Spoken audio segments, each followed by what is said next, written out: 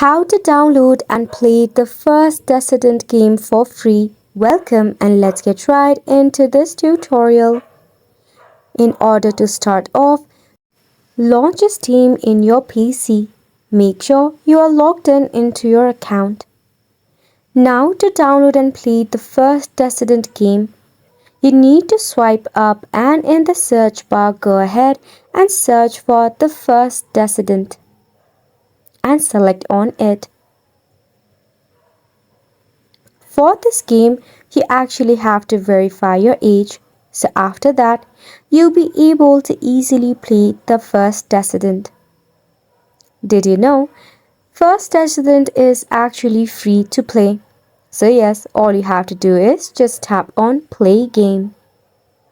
Then select the location where to install the game, then tap on Install. Mind it might take a while to install the game. After it is installed, you'll be able to enjoy your first Descendant absolutely free. Isn't it simple? So make sure that your PC is up to date as well so that it can support the latest feature of the game as well. And it's a wrap for the video as well. Thank you so much for tuning in. We'll see you very soon.